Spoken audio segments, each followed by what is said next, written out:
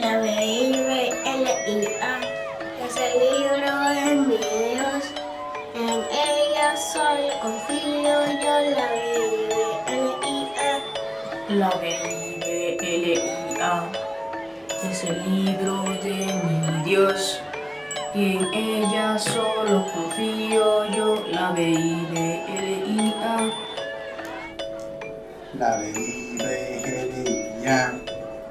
es el libro de mi Dios.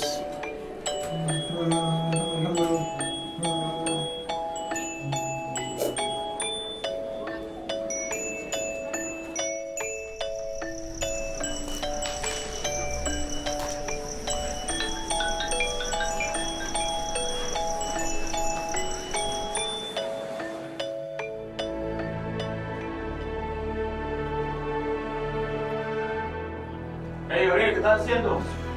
Recogiendo para irme. Gracias.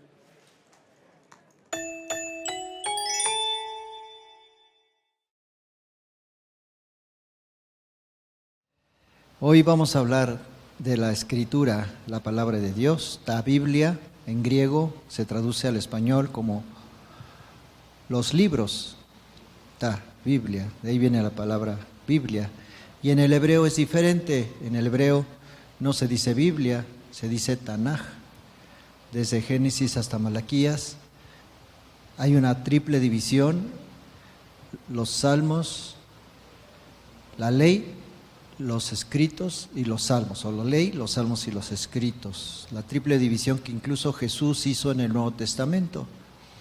Así que en hebreo no es Biblia, es Tanaj, que quiere decir Torah, la T, la Tab, o la Tau, o la Tab en hebreo.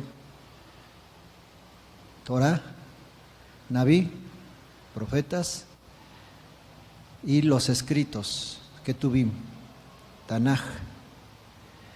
Entonces hoy vamos a hablar acerca de la historia de la Biblia, y el punto central, el centro de la escritura es Jesús. Jesús, el Hijo de Dios. Hace 8 días mi esposa les habló acerca de su niñez, de cómo ellos cuando conocieron la Biblia, la palabra de Dios, cuando la Biblia llegó a su casa, hubo una revolución espiritual en su hogar. Ya no fue mi suegro no fue la misma persona, conoció a Jesús, su vida cambió, y este libro fue de bendición para ellos. La historia de mi esposa es muy diferente a mi historia. En nuestra casa no conocíamos la Biblia. Desde que yo recuerdo, mis primeros libros que yo leí fue a Carlos Marx, a Engels, a Jahot y a todos los filósofos del comunismo, los teóricos del comunismo, que han sido un desastre. Su doctrina ha sido un desastre para la humanidad. Así que, pues yo fui ateo, gracias a Dios. No es cierto. Mi padre fue ateo, me hizo ateo. Y cuando estuve en la escuela, pues también me hicieron más ateo. Hasta que un día tuve un encuentro con Jesucristo y con este libro tan hermoso llamado Biblia. Yo no cambio la filosofía humana por este libro. Ustedes han leído muchos libros, yo he leído muchos libros, pero no cambiaría ningún libro por este libro, porque este libro es el libro por excelencia, que es la base de la sociedad. Este libro ha cambiado a las personas, a las familias, a sociedades enteras, a naciones enteras. Cuando vino la Reforma Protestante en el siglo XVI, con Lutero, tradujo la Biblia del griego y hebreo al alemán y dio a conocer la Biblia a toda Europa, de tal manera que vino una revolución espiritual y económica, social y política a causa de este libro tan peligroso llamado Biblia. Para el año 1530 más o menos se fundó la primera escuela pública en Holanda, donde se daban clases gratuitas, influenciados por este libro, la palabra de Dios. San Jerónimo en el siglo IV tradujo la Biblia, de los pocos documentos que había en latín, pero no eran muy confiables. Entonces San Jerónimo, que era un erudito en hebreo, tradujo la Biblia del hebreo y del griego al latín, y ahí nació la Vulgata Latina, que es la Biblia oficial de la Iglesia Católica en todo el mundo.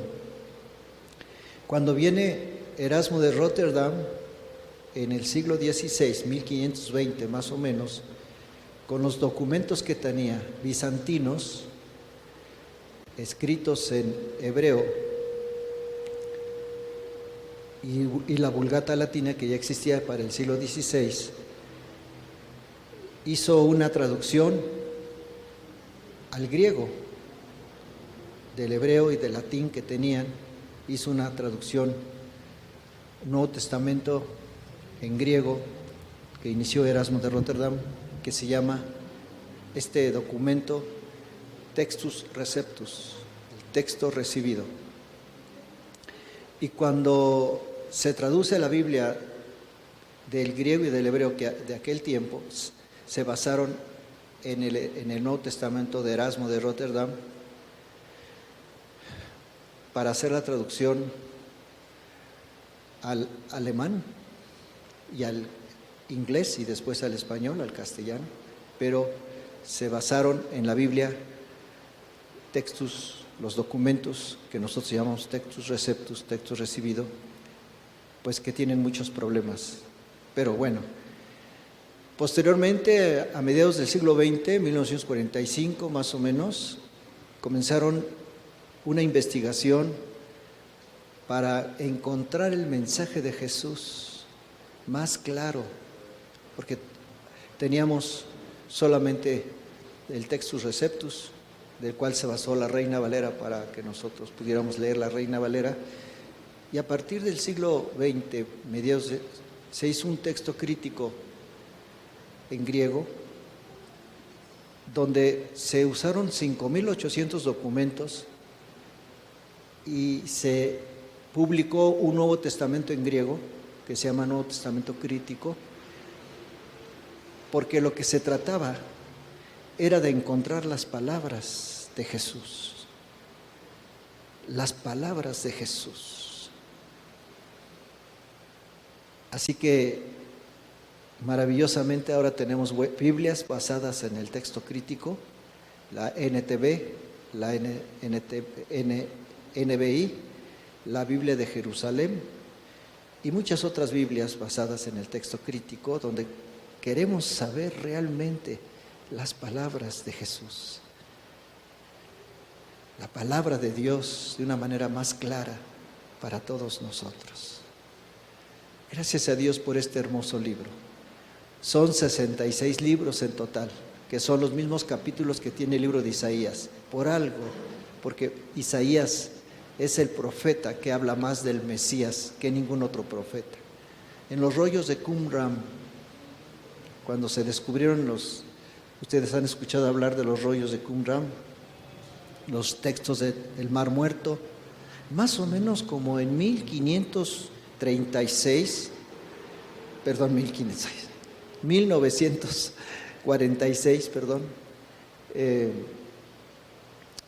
se hicieron descubrimientos de los documentos del solamente Antiguo Testamento.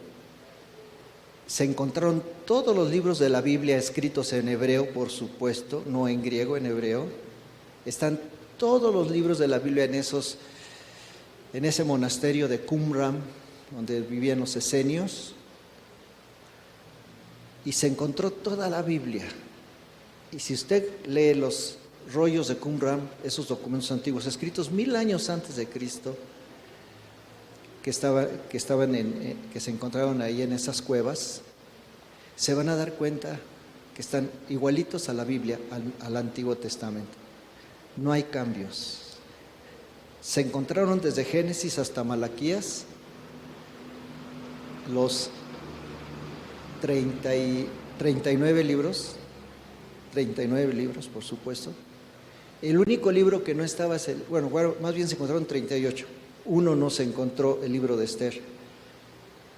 Principalmente hubo más copias del libro de Isaías y del libro de Deuteronomio, escritos en tiras largas de varios metros, unos 7 metros, digamos. Interesante. Escritos principalmente en piel de animal y en papiros, que era una plantita que crecía en los ríos de los lagos de aquel tiempo. Machacaban esas plantitas y ahí hacían tela, papel, y se llaman papiros, y sobre esos papiros se escribían los libros de la Biblia. Pero Dios ha preservado su palabra por siglos. El único problema es que nosotros los seres humanos a veces escondemos la palabra de Dios, de tal manera que para el siglo XVI, en la Reforma Protestante, Martín Lutero traduce los documentos que había de aquel tiempo, hebreo y griego, y lo traduce al alemán. Posteriormente vienen otros reformadores y traducen el Antiguo y Nuevo Testamento al inglés y también al español, al castellano. Pero esto trajo una revolución espiritual sobre las naciones en Europa, de tal manera que los países protestantes, los Países Bajos, son países que han prosperado. Y han prosperado porque tienen como base la palabra de Dios. Sécase la hierba, marchítase la flor, mas la palabra del Dios nuestra permanece para siempre. El cielo y la tierra pasarán, pero mi palabra no pasará, dijo Jesús.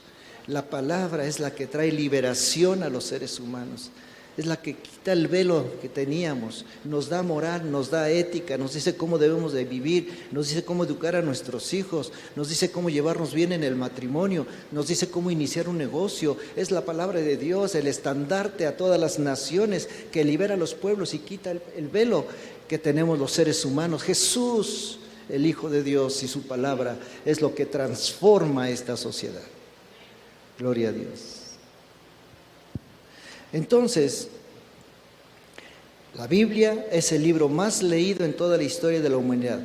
Se ha traducido a más de 2.500 idiomas y ha influenciado profundamente la sociedad, profundamente. De tal manera que Inglaterra, a finales del siglo XVII, cuando decidieron tomar la palabra de Dios como su estandarte para ser guiados por este hermoso libro, ha sido hasta la fecha una nación poderosa, Inglaterra. Porque tienen como principio la palabra de Dios. Así que cuando la palabra de Dios llega a su familia, viene una revolución espiritual, porque aprenden y conocen la voluntad de Dios para nuestras vidas. En el hebreo, como lo dije hace un momento, no se dice Biblia, sino Tanaj. Ya lo expliqué hace rato, que es la abreviación en hebreo de todo el Antiguo Testamento. Tanaj es Torah, Tau, la primera letra de Torah, que quiere decir ley, Nabi, que quiere decir profecía, Tau, Nun, Nabi, y Ketubim, los escritos, que quiere decir Tanaj, en hebreo, traducido al español, es Biblia, como nosotros lo conocemos. Hablar de la Biblia es hablar de un Dios interesado en ti. La Biblia es una carta de amor para el ser humano. Hablar de la Biblia es hablar de un Dios apasionado por el ser humano. Pedro nos dice que la palabra de Dios fue inspirada por Dios mismo. La palabra inspiración quiere decir estar dentro del pensamiento de lo que te cautiva. Segunda de Pedro capítulo 1, versículo 21, lo vamos a poner en la NTV, dice: sobre todo, tienen que entender que ninguna profecía de la Escritura jamás surgió de la comprensión personal de los profetas ni por iniciativa humana. Al contrario, fue el Espíritu Santo quien impulsó a los profetas y ellos hablaron de parte de Dios. Pero la Reina Valera lo traduce de esta manera: porque nunca la profecía fue traída por voluntad humana, sino que los santos hombres de Dios hablaron siendo inspirados por el Espíritu Santo. La palabra inspiración, lo vuelvo a repetir, quiere decir estar dentro del pensamiento de lo que de lo que te cautiva. Si ustedes leen al profeta Isaías o al profeta Jeremías, se van a dar cuenta que primero comienzan hablando ellos y después ya no son ellos los que están hablando, es Dios el que está hablando. Lo mismo pasa con Daniel, lo mismo pasa con los profetas. La palabra profecía quiere decir fluir hacia adelante. Eso quiere decir la palabra profecía. Ellos eran profetas, fluían hacia adelante lo que Dios ponía en sus mentes y en sus corazones. Comenzaban hablando a ellos como hombres, pero al rato ya no eran ellos, era Dios el que estaba hablando. Y eso lo plasmaron en los libros. Es una herencia que tenemos los seres humanos, es una herencia, gracias a Dios, que el Señor nos ha dejado. La Biblia nos enseña que todo lo que observamos tuvo un principio. Ese principio es Dios. Dios obrando para que se creara todo lo que observamos. Y no solo lo que observamos, porque el mundo tiene un propósito. Fuiste creado con un propósito. Tú no eres obra de la casualidad. La Biblia nos dice que tú no estás aquí por accidente, sino que tienes un propósito en este mundo. El propósito final es glorificar al Señor. ¿Por qué los seres humanos fuimos creados? Porque somos consecuencias del amor divino. Dios, había tanto amor en Él que nosotros nacimos, los seres humanos. Y tenemos un propósito muy bien definido en este mundo, es glorificar a Cristo, glorificar a Dios. Ese es nuestro propósito final de cada uno de los seres humanos. Y cuando descubrimos este propósito, entonces encontramos el secreto de la felicidad. La moral, la ética, tiene su fuente en Dios, el Creador. Y Él nos regaló los 10 mandamientos para conocerle. Nadie los inventó. Incluso el Código de Hammurabi, que es un código antiguo, un poco más antiguo que el Antiguo Testamento, que se encontró en Babilonia, nos habla de uno que otro mandamiento, pero no nos habla de una manera tan genial como la Biblia. En la Biblia tenemos 613 mandamientos. 603 más los 10 mandamientos, 613 mandamientos. ¿Por qué Dios da los mandamientos? Para que seas feliz. Ahora quiero decirte algo acerca de los 10 mandamientos. ¿Por qué Dios nos revela los 10 mandamientos? Porque Dios nos habla, porque cada uno de los mandamientos satisface la necesidad emocional de cada uno de nosotros.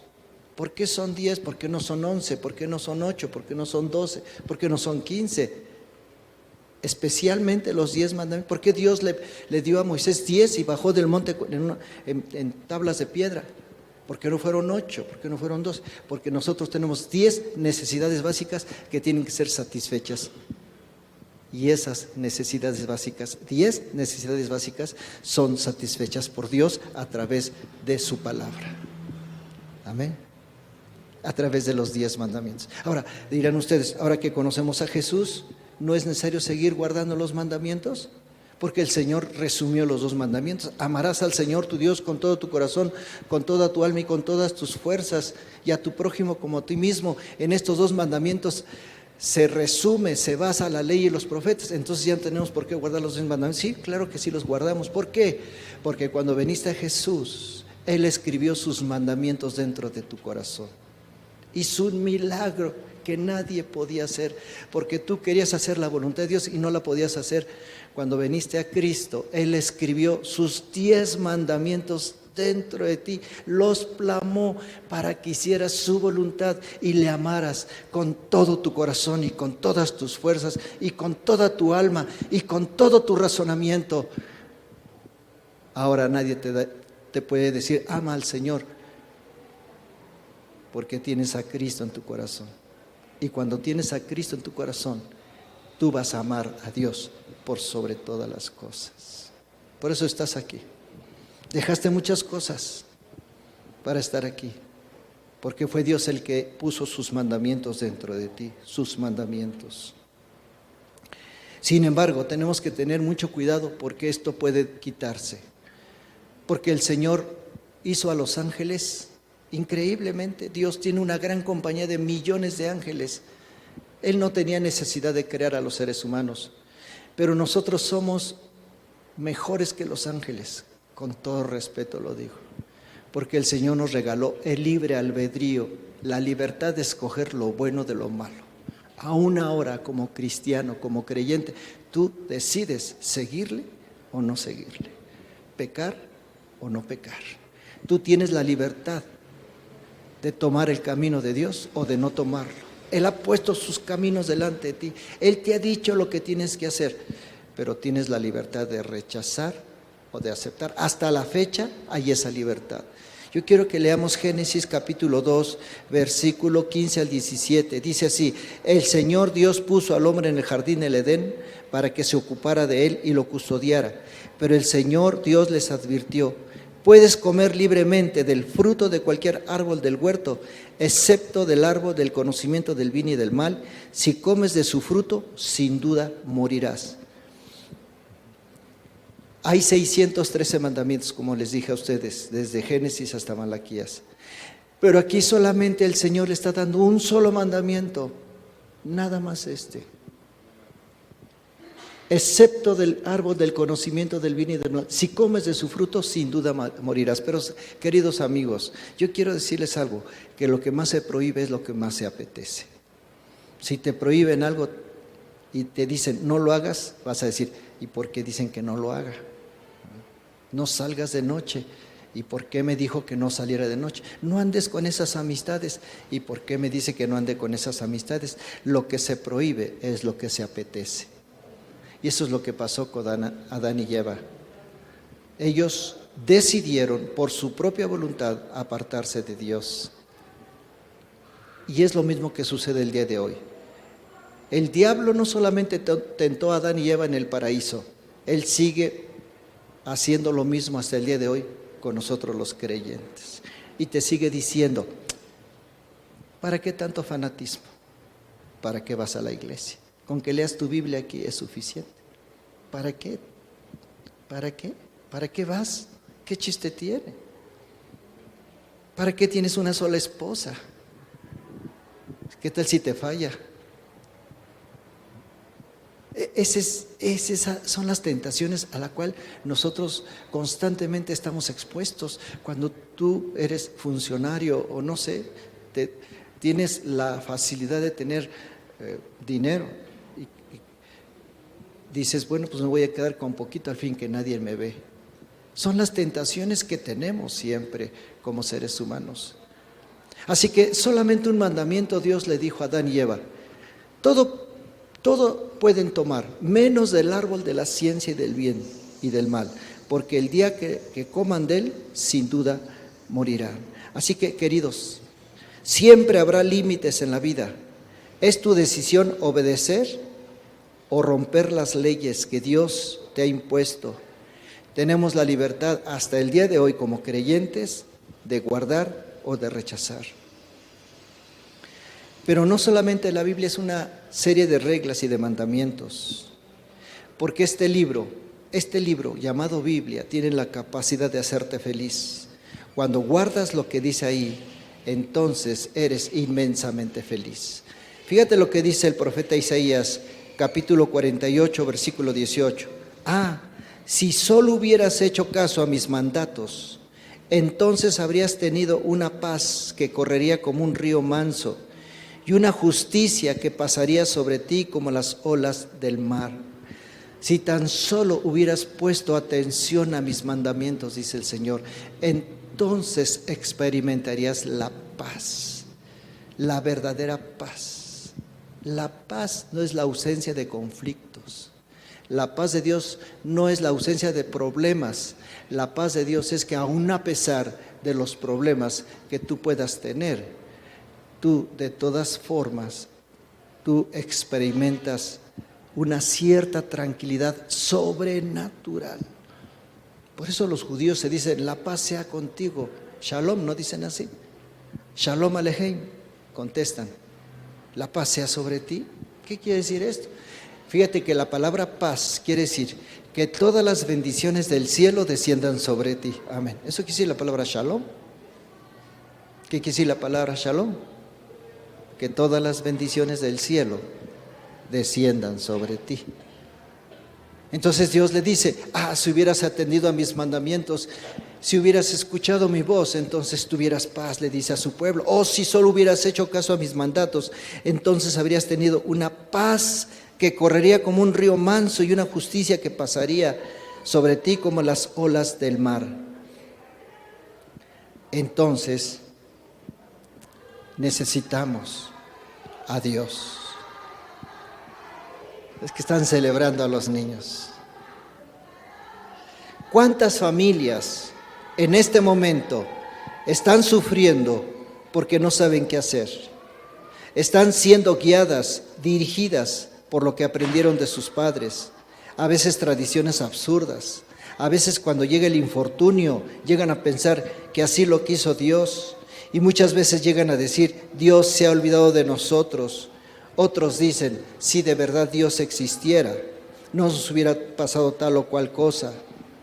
Pero queridos, todo esto sucede en las familias por no conocer, leer y ser guiados por la palabra de Dios. Hay dos maneras de conocer a Dios.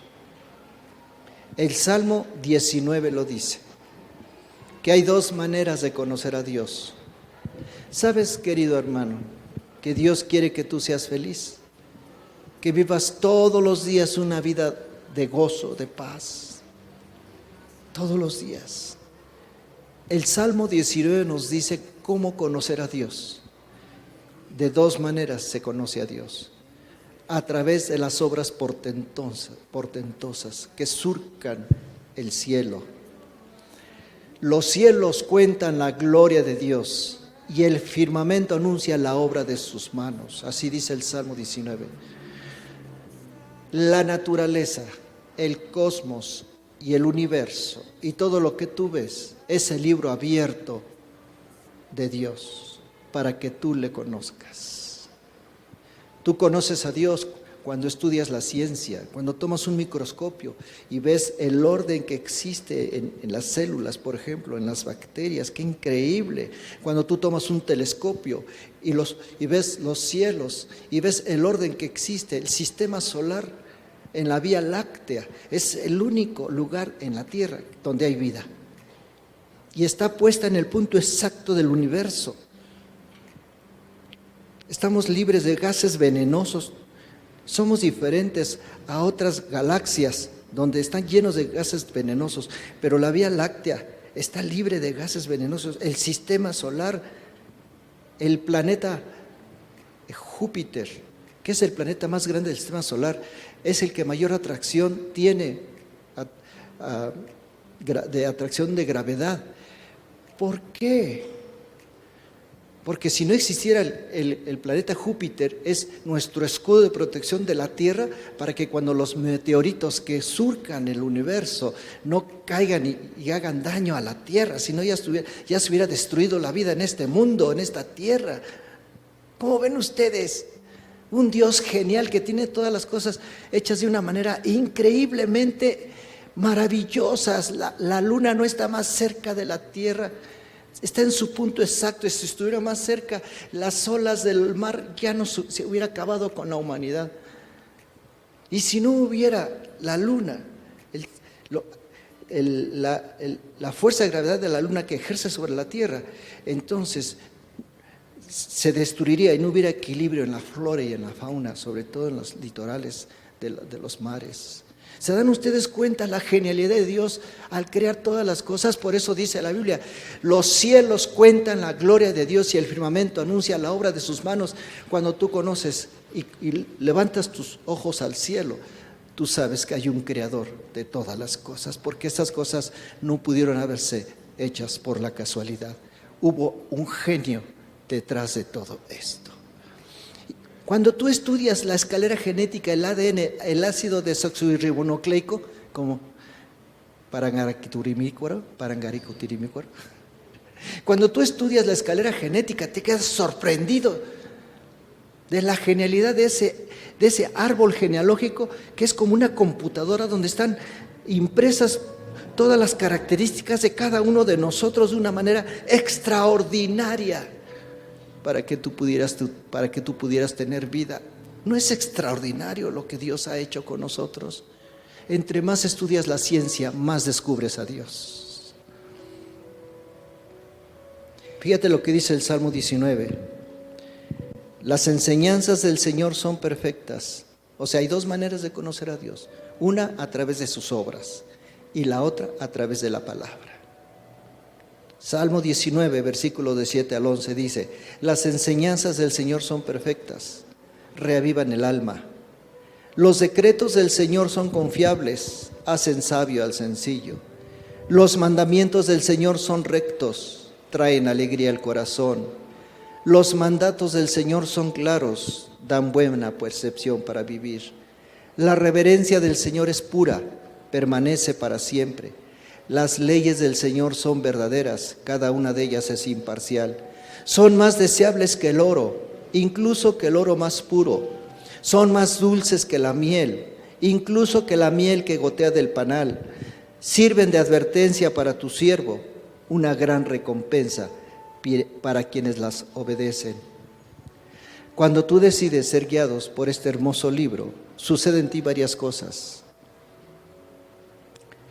Porque la enseñanza de la palabra es perfecta y tiene el propósito de hacerte prudente y equilibrado para tomar buenas decisiones. La palabra de Dios te reaviva. La Reina Valera dice: convierte el alma. La palabra te da un propósito en la vida, te quita la depresión y la tristeza, hace sabio al sencillo. La persona más humilde es más sabia que el hombre más encumbrado, que se cree mucho y que tiene mucho conocimiento, pues la Biblia te hace sabio, trae alegría al corazón. No necesitas alcohol o droga para ser feliz. Él, la palabra, te hace feliz. Te da buena percepción para vivir. La Reina Valera dice: alumbra los ojos, es decir, te conviertes en una persona equilibrada. Y la palabra de Dios es más deseable que el oro, pues si tienes sed de conocer más de Dios y de su palabra, entonces será el mayor tesoro que podrás tener en esta corta vida. Y la palabra de Dios es más dulce que la miel. Entre más lees la palabra, te enamoras más de su palabra y quieres saber más y más. Jesús lo enseña en Mateo capítulo 5, versículo 6. Felices, benditos, dichosos los que tienen hambre y sed de justicia, porque ellos serán saciados. Mateo capítulo 5, versículo 6. Te advierte en contra de andar en malos pasos. Cuando dice el Salmo 1, bienaventurado el que no anduvo en consejo de malos, ni estuvo en camino de pecadores, ni en silla de escarnecedores se ha sentado, sino que en la ley del Señor medita de día y de noche. Será como árbol plantado junto a corrientes de agua, que da su fruto a su tiempo, y su hoja no cae. No así los malos, que son como el tamo que arrebata el viento. Por tanto, los malos no se levantarán en el día del juicio. ¡Qué increíble! La palabra de Dios te advierte a no volver a caer en lo mismo de antes. Recuerda este pensamiento: conocer la Biblia es conocer a Cristo, pues toda la Biblia nos habla del Salvador. Toda la Biblia, todo el Antiguo Testamento, desde Génesis hasta Malaquías, en especialmente los 5 libros, los primeros 5 libros. Porque Génesis nos habla del sacrificio que tuvo que hacer Dios para ponerle vestiduras a Adán y Eva cuando fueron expulsados del paraíso, porque estaban desnudos. Entonces el Señor los cubrió con pieles de animales y tuvo que hacer un sacrificio para poderles darles pieles, para poderlos cubrir. Eso significaba desde ese momento que iba a haber un cordero para podernos vestir, porque estábamos desnudos, sin esperanza y sedientos. Y Jesús, el Hijo de Dios, viene a darnos esperanza. En el libro de Éxodo, cuando el pueblo de Israel sale de Egipto, Dice la Biblia que el Señor le mandó a Moisés que sacrificaran un cordero por familia y comieran la Pascua. La palabra Pascua, Passover en hebreo, quiere decir pasar por saltar por encima de, porque iba a venir el ángel exterminador. Y Dios le dijo a Moisés que pusiera sangre en los dinteles de las puertas de los judíos para que el ángel no matara al primogénito de las familias judías. Así que pusieron sangre en los dinteles. Y cuando vino el ángel exterminador, saltó y no mató al primogénito de los judíos. Eso quiere decir la palabra Pascua, saltar por encima de. Entonces, en Éxodo, el cordero que cada familia comieron y fue asado a fuego, representa a Jesús. En Levítico, los sacrificios que se ofrecían en el templo apuntaban al sacrificio de Jesús nuestro Salvador. Génesis, Éxodo, Levítico, Números. La Biblia dice que Dios se había enojado contra su pueblo y que había mandado serpientes que los mordían, serpientes ardientes. Y se estaba muriendo el pueblo. Y Dios le dijo a Moisés, hazte una asta y pon con una serpiente. Y todo aquel que mirara a la serpiente se sanará. Y Jesús lo dijo, porque así como fue levantado el estandarte del tiempo de Moisés, Jesús lo dijo, así el Hijo del Hombre será levantado, para que todo aquel que en él crea no se pierda, mas tenga vida eterna. Esa asta, esa serpiente representa a Jesús, la salvación a través de Jesucristo. Deuteronomio, la repetición de la ley. Así que toda la Biblia, desde Génesis hasta Malaquías, nos habla de una esperanza, de un Salvador, de un Dios que se iba a hacer carne en medio de nosotros.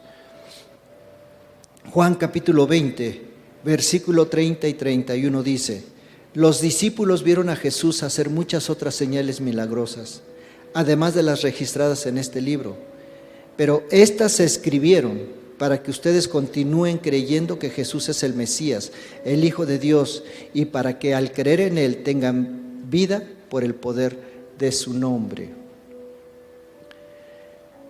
¿Cuál fue el propósito de Jesús? Llevarnos al cielo. ¿Por qué se escribió el Nuevo Testamento? Mateo, Marcos, Lucas, Juan. Pues para que creamos en el Hijo de Dios y para que creyendo tengamos vida en su nombre. La palabra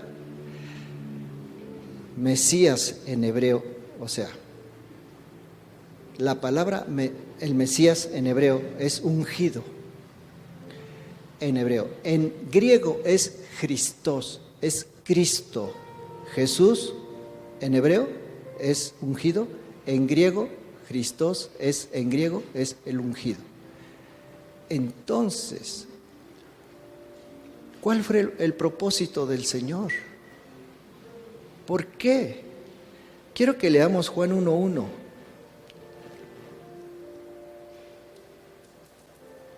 Juan 1:1 dice: en el principio era la palabra, y la palabra era Dios, y la palabra era Dios. ¿Qué quiere decir esto, queridos amigos?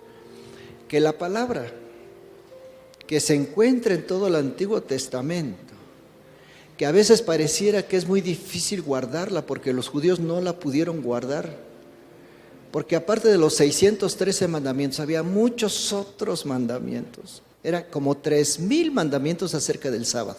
Imagínese usted nada más. Así que era pesado guardar la ley, pesadísimo. Pues quiero decirles algo, queridos amigos, que cuando usted acepta a Jesús, recibe la palabra de Dios viviente y usted comienza a hacer la voluntad de Dios. Por eso Jesús resumió la ley y los profetas en 2 mandamientos: amarás al Señor tu Dios con todo tu corazón, con toda tu alma y con todas tus fuerzas, y a tu prójimo como a ti mismo. Eso no lo puede hacer más que Jesús en el corazón, cuando aceptas a Jesús. Por eso Pablo dice en 2 Corintios 5:17, ¿sí? 2 Corintios 5:17 dice: el que está en Cristo, ¿nueva qué? Nueva criatura es, pero en el original griego no dice así, dice algo más tremendo. En el griego dice, el que está en Cristo, nueva creación es. Quiere decir que hay algo que así como en Génesis 1 hubo una creación de todas las cosas, cuando vienes a Cristo viene una recreación de todas las cosas. Lo que se perdió en Génesis se recobra en Jesucristo. Amén. Es decir, hay una recreación de la humanidad a través de Jesús. El que está en Cristo, nueva creación es. Hay una nueva creación de todas las cosas. Las cosas viejas pasaron. ¿Qué más dice? Todas son hechas nuevas. Porque cuando aceptas a Jesús viene la palabra viviente a ti y comienzas a hacer la voluntad del Padre y comienzas a agradarle a Él, y ¿sabes qué pasa? Eres su especial tesoro sobre toda la tierra. Eso es lo que pasa cuando aceptas a Jesús. Por eso Jesús es el centro de la historia. Por eso estamos en el año 2022 después de Cristo. Vamos a ponernos de pie.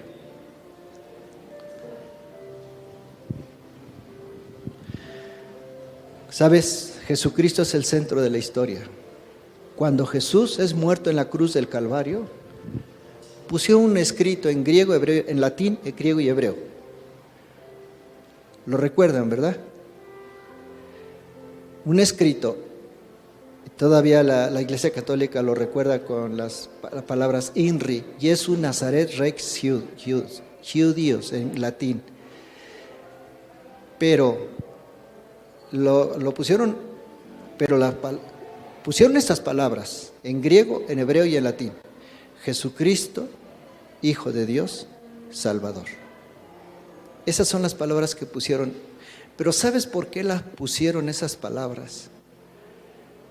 INRI,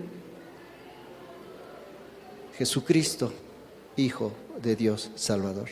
¿Sabes por qué?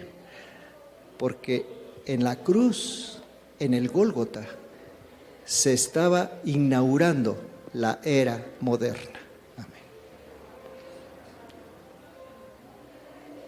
Porque en la cruz, en el Gólgota, con ese enunciado, se estaba inaugurando la era moderna. Y cuando tú aceptas a Jesús, entras a una era moderna. El modernismo no es adoptar costumbres extrañas, filosofías, doctrinas, etcétera, etcétera.